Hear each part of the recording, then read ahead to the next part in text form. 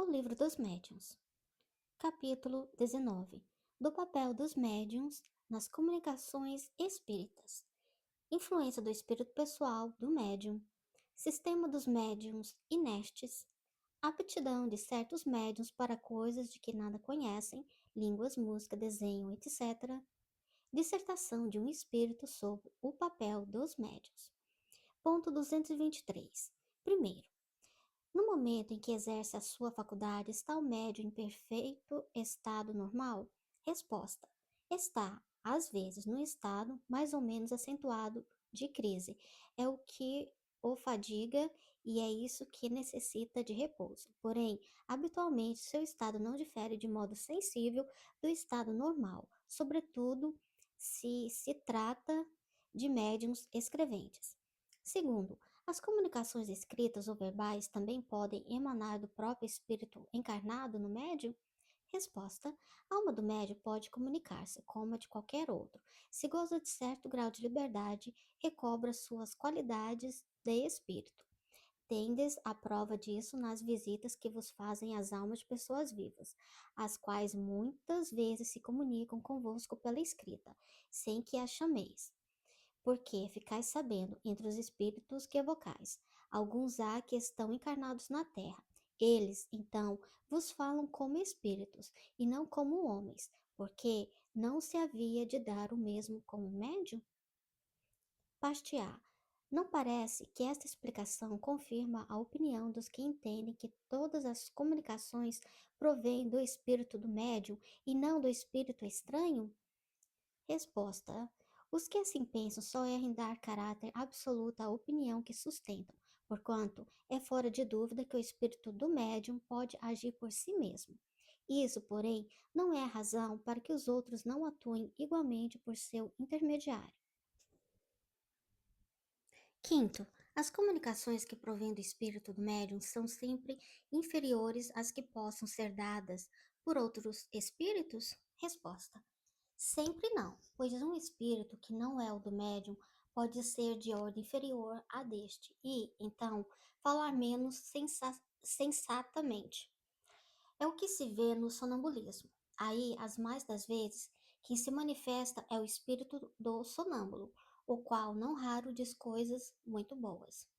Sexto, o espírito que se comunica por um médium transmite diretamente seu pensamento ou este tem intermediário o espírito encarnado no médium? Resposta: o espírito do médium é o intérprete, porque está ligado ao corpo que serve para falar e por ser necessária uma cadeia entre vós e os espíritos que se comunicam. Como é preciso um fio elétrico para comunicar a grande distância uma notícia, e na extremidade do fio, uma pessoa inteligente que a receba e transmita. Sétimo, o espírito encarnado no médium exerce alguma influência sobre as comunicações que deva transmitir, provindas de outros espíritos? Resposta: exerce, porquanto, se estes não lhes são simpáticos, pode ele alterar-lhes as respostas e assimilá-las às suas próprias ideias e aos seus pendores. Não influencia, porém, os próprios espíritos autores das respostas, constitui-se apenas em mau intérprete. Oitavo, será essa a causa da preferência dos espíritos por certos médiums? Resposta: não há outra. Os espíritos procuram o intérprete por mais que simpatize com eles e que lhes exprima com mais exatidão os pensamentos. Não havendo entre eles simpatia, o espírito médio é um antagonista que oferece certa resistência e se torna um intérprete de má qualidade e muitas vezes infiel. É o que se dá entre vós, porquanto a opinião de um sábio é transmitida por intermédio de um estonteado ou de uma pessoa de má fé. Nono, compreende-se que seja assim, tratando-se dos médios intuitivos, porém, não relativamente aos médios mecânicos.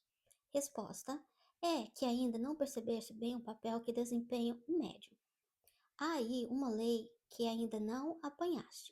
Lembra-te de que, para produzir o movimento de um corpo inerte, o espírito precisa utilizar-se de uma parcela de fluido animalizado, que toma ao médium para animar momentaneamente a mesa, a fim de que esta lhe obedeça à vontade.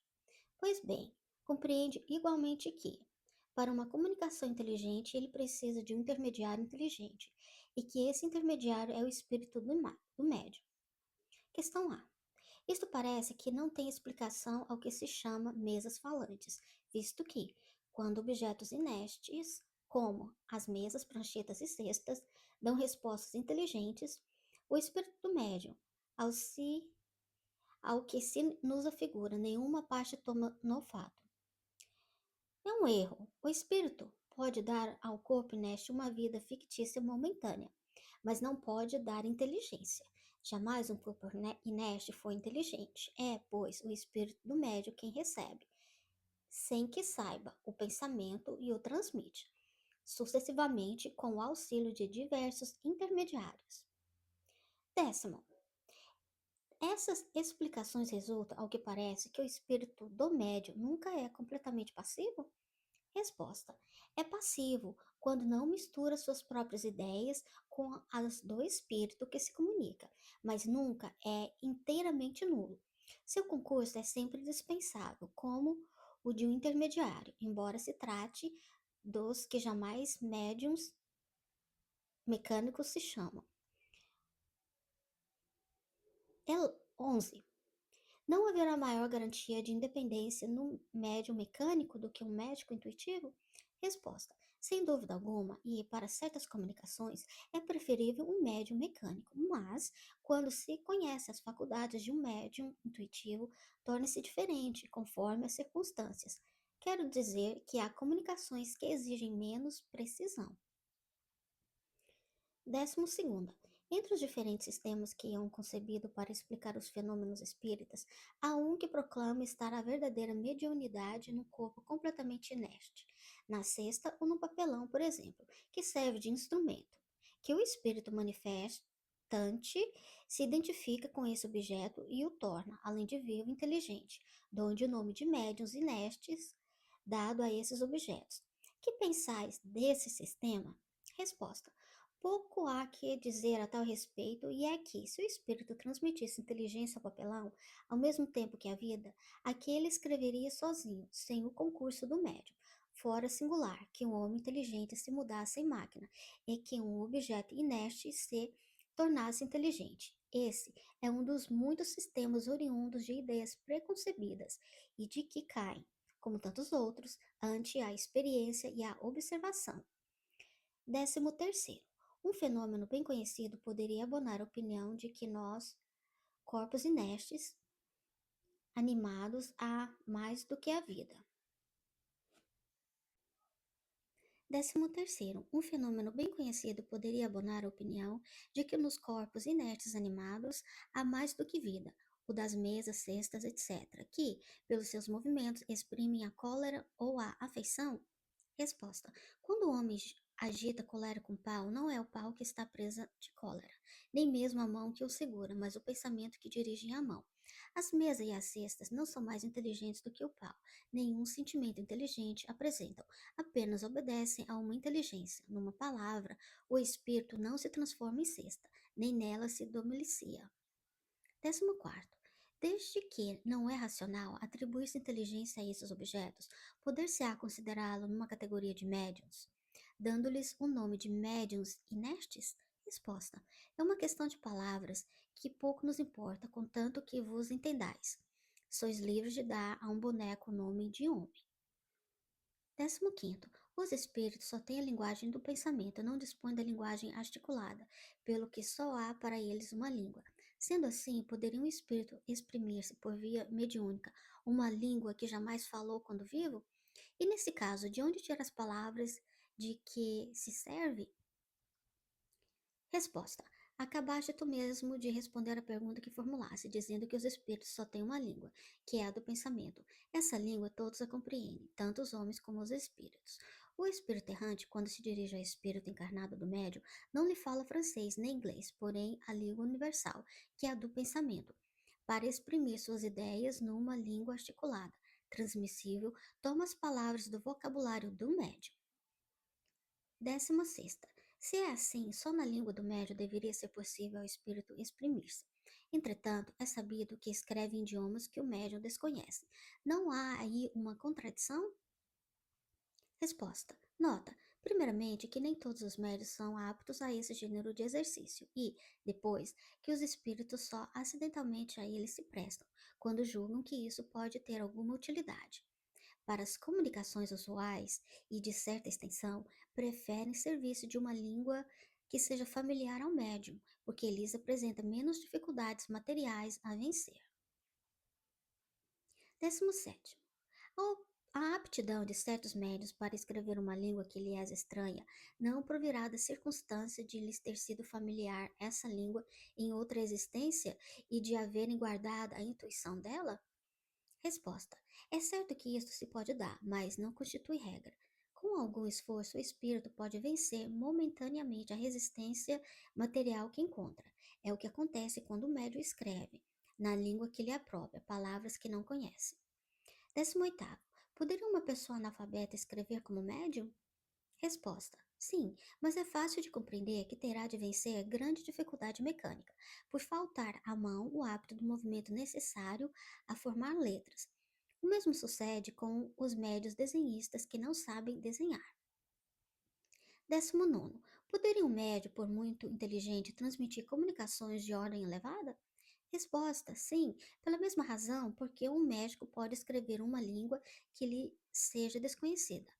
A mediunidade, propriamente dita, independente da inteligência, bem como das qualidades morais. Em falta de instrumento melhor, pode o espírito servir-se daquele que tem à mão. Porém, é natural que, para as comunicações de certa ordem, prefira o médium que lhe ofereça menos obstáculos materiais. Acresce outra consideração. O idiota muitas vezes só o é pela imperfeição de seus órgãos, podendo, entretanto, seu espírito ser mais adiantado do que o julguem. Tens a prova disso em certas vocações de idiotas, mortos ou vivos. Nota: este é um fato que a experiência comprova. Por muitas vezes temos evocado idiotas vivos, que hão dado patentes novas de identidade e responderam com muita sensatez e mesmo de modo superior. Esse estado é uma punição por espírito, que sofre com o constrangimento em que se vê. O médium idiota pode, pois, oferecer ao espírito que queira manifestar-se mais recursos do que se supunha. Abre parêntese, veja, Revista Espírita, julho de 1860, artigos sobre frenologia e fisiognomonia, fecha parêntese. 20. De onde vem a aptidão de alguns médios para escrever em verso? Resposta: a poesia é uma linguagem. Eles podem escrever em verso, como podem escrever numa língua que desconheçam, pois é possível que tenham sido poetas em outra existência e que, como já dissemos, os conhecimentos adquiridos jamais os perde o espírito, que tem de chegar à perfeição em todas as coisas. Nesse caso, o que lhes hão habido lhes dá uma facilidade de que não dispõe no estado ordinário. 21. O mesmo ocorre com o que tem aptidão especial para o desenho e a música? Resposta: sim, o desenho e a música também são maneiras de se exprimirem os pensamentos. Os espíritos se servem dos instrumentos que mais facilidade lhes oferece. 22. A expressão do pensamento pela poesia, pelo desenho, pela música, depende unicamente da aptidão especial do médium ou também da do espírito que se comunica. Resposta: às vezes do médium, às vezes do espírito. Os espíritos superiores possuem todas as aptidões. Os espíritos inferiores só dispõem de conhecimentos limitados. 23. Por que é que um homem de extraordinário talento numa existência já não tem na existência seguinte? Resposta: nem sempre assim é, pois que muitas vezes ele aperfeiçoa numa existência o que começou na precedente. Mas pode acontecer que uma faculdade extraordinária dormite durante certo tempo, para deixar que outra se desenvolva. É um germe latente, que tornará a ser encontrado mais tarde e do qual alguns traços ou pelo menos uma vaga intuição sempre permanecem. Ponto 224.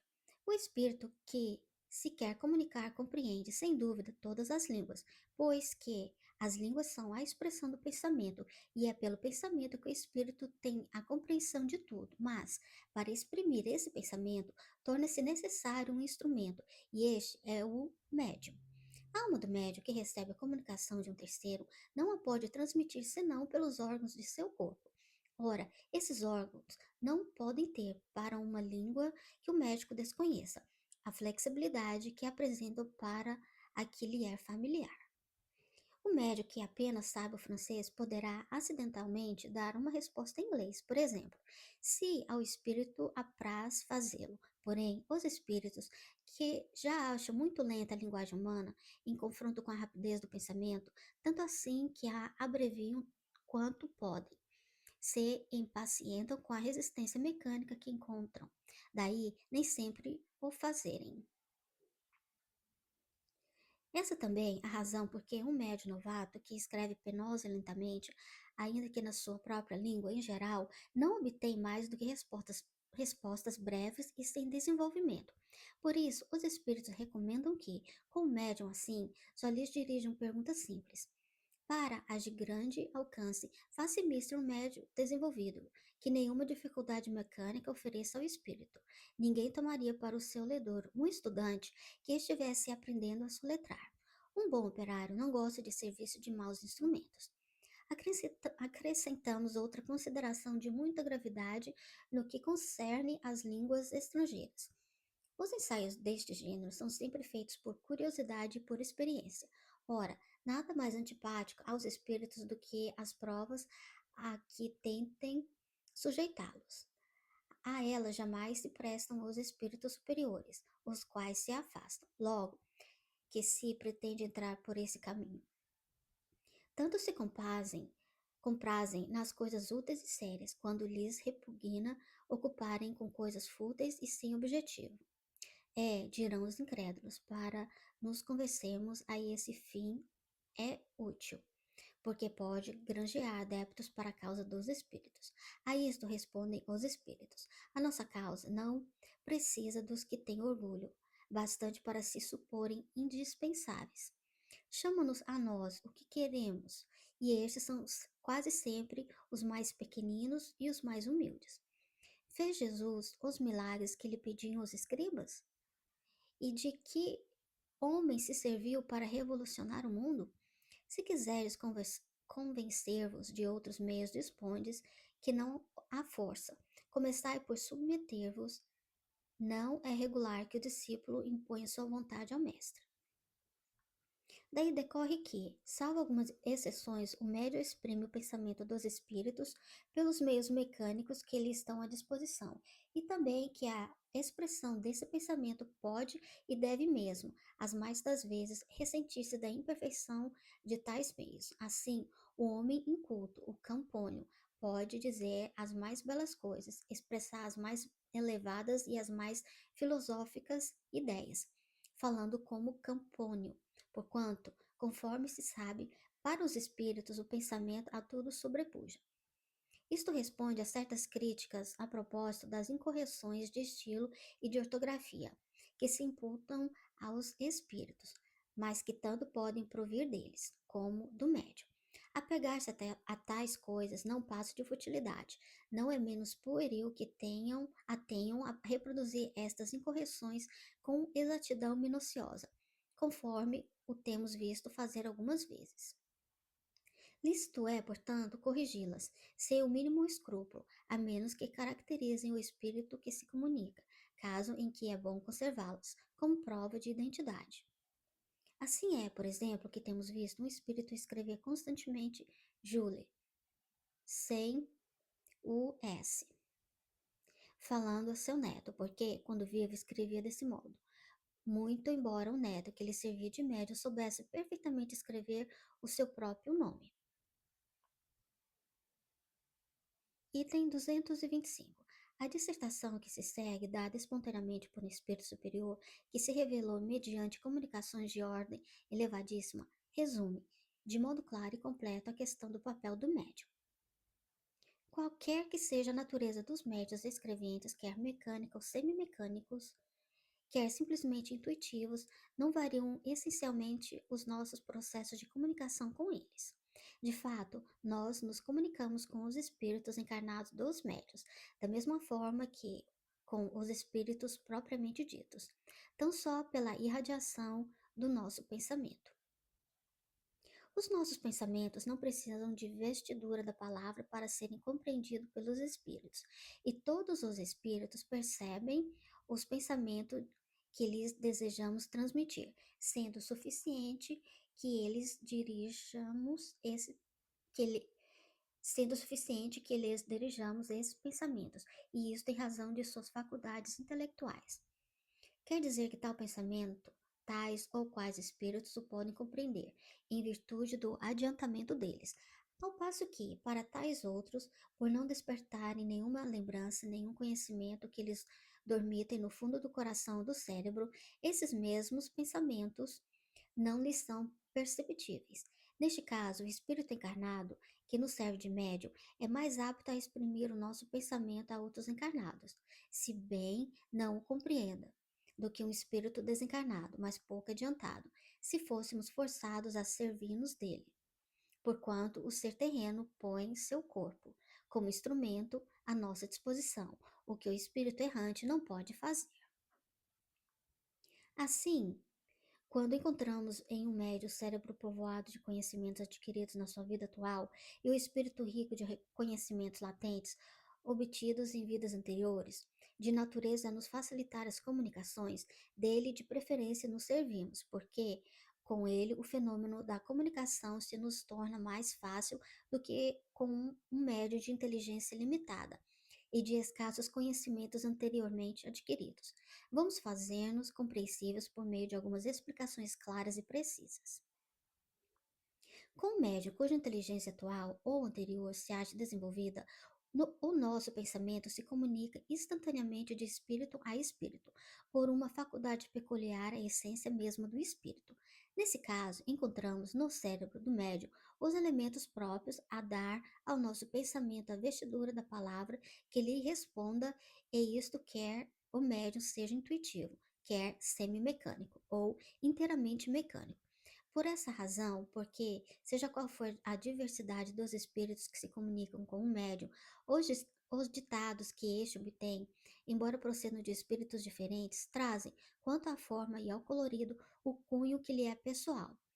Com efeito, se bem o pensamento lhe seja de todo estranho, se bem o assunto esteja fora do âmbito em que ele habitualmente se move, se bem o que nós queremos dizer não provenha dele, nem por isso deixa o médio de exercer influência, no tocante à forma, pelas qualidades e propriedades inerentes à sua individualidade.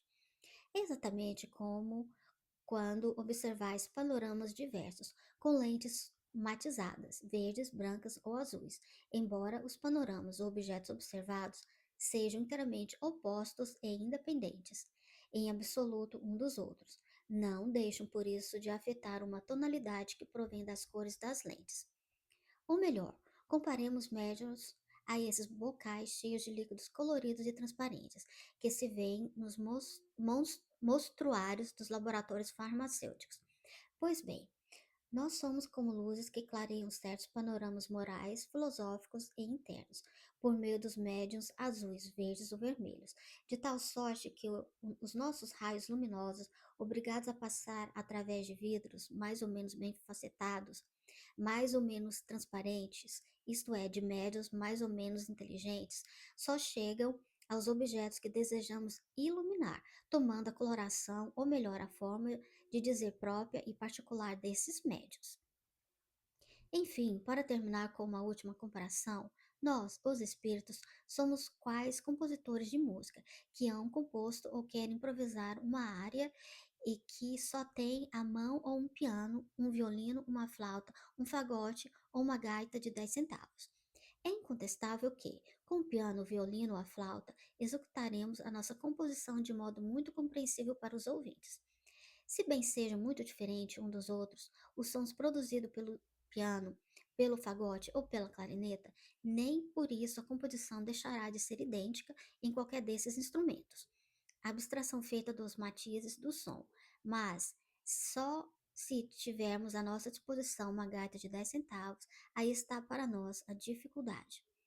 Efetivamente, quando somos obrigados a servir-nos de médios pouco adiantados, muito mais longo e penoso se torna o nosso trabalho, porque nos vemos forçados a lançar mão de formas incompletas, o que é para nós uma complicação, pois somos constrangidos a decompor os nossos pensamentos e a ditar palavra por palavra, letra por letra, constituindo isso uma fadiga e um aborrecimento, assim como um entrave real à presteza e ao desenvolvimento das nossas manifestações.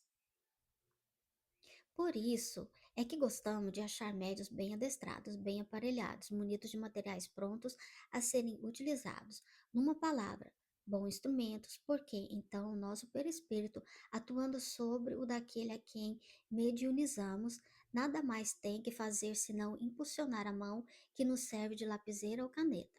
Enquanto, com os médios insuficientes, somos obrigados a um trabalho análogo ao que temos quando nos comunicamos mediante pancadas, isto é, formando letra por letra, palavra por palavra, cada uma das frases que produzem os pensamentos que vos queiramos transmitir. É por estas razões que, de preferência, nós dirigimos para a divulgação do Espiritismo e para o desenvolvimento das faculdades mediúnicas escreventes, as classes cultas e instruídas, embora seja nessas classes que se encontram os indivíduos mais incrédulos, mais rebeldes e mais imorais. É que, assim como deixamos hoje aos espíritos galhofeiros e pouco adiantados o exercício das comunicações tangíveis, de pancadas e transportes, assim também os homens pouco sérios referem o espetáculo dos fenômenos que lhes afetam os olhos ou os ouvidos aos fenômenos puramente espirituais, puramente psicológicos. Quando queremos transmitir ditados espontâneos, atuamos sobre o cérebro, porque os arquivos do médium e preparamos os nossos materiais com os elementos que ele nos fornece, e isto a sua revelia. É como se lhe tomássemos a bolsa, as somas que ele aí possa ter e puséssemos as moedas que as formam na ordem em que mais conveniente nos parece. Mas quando o próprio médium é que nos quer interrogar, bom é, reflita nisso seriamente, a fim de nos fazer um método às suas perguntas, facilitando-nos assim o trabalho de responder a elas. Porque, como já dissemos em instrução anterior, o vosso cérebro está frequentemente em inextricável desordem e, não só difícil, como também penoso se nos torna mover-nos ao dédalo dos vossos pensamentos, quando seja um terceiro que nos haja de interrogar. É bom e conveniente que a série de perguntas seja comunicada de antemão ao médium, para que este se identifique com o espírito do evocador e dele, por assim dizer, se empregue porque, então, nós outros teremos mais facilidade para responder, por efeito da afinidade existente entre o nosso perispírito e o do médium, que nos serve de intérprete. Sem dúvida, podemos falar de matemáticas, servindo-nos de um médium a quem estas sejam absolutamente estranhas, porém, quase sempre o espírito desse médium possui, em estado latente, conhecimento do assunto, isto é, conhecimento peculiar ao seu fluídico e não ao ser encarnado, por ser o seu corpo atual um instrumento rebelde ou contrário a esse conhecimento. O mesmo se dá com a astronomia, com a poesia, com a medicina, com as diversas línguas, assim como todos os outros conhecimentos peculiares à espécie humana. Finalmente, ainda temos como meio penoso de elaboração para ser usado com médiuns completamente estranhos ao assunto do que se trata, o da reunião das letras e das palavras, uma a uma, como uma tipografia. Conforme acima dissemos, os espíritos não precisam vestir seus pensamentos, eles os percebem e transmitem reciprocamente pelo só fato de os pensamentos existirem neles. Os seres corpóreos, ao contrário, só podem perceber os pensamentos quando revestidos, enquanto a letra, a palavra, o substantivo, o verbo, a frase, em suma, vos são necessários para perceberdes, mesmo mentalmente, as ideias. Nenhuma forma visível ou tangível nos é necessária.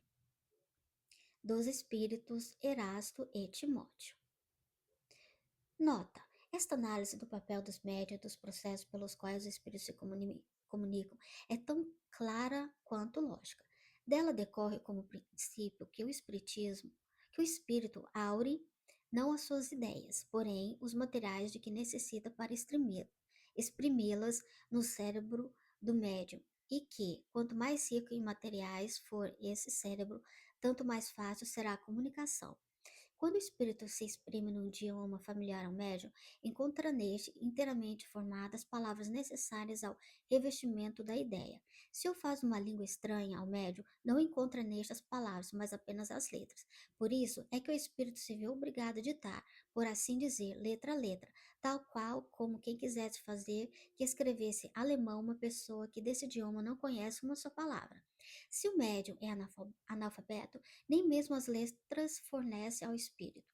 Preciso se torna a este conduzir-lhe a mão, como se faz a uma criança que começa a aprender. Ainda maior dificuldade a vencer encontra aí o espírito. Esses fenômenos, pois, são possíveis, e há neles numerosos exemplos. Compreende-se, no entanto, que semelhante maneira de proceder pouco apropriada se mostra para comunicações extensas e rápidas, e que os espíritos hão de preferir os instrumentos de manejo mais fácil, ou, como eles dizem, os médios bem aparelhados do ponto de vista deles.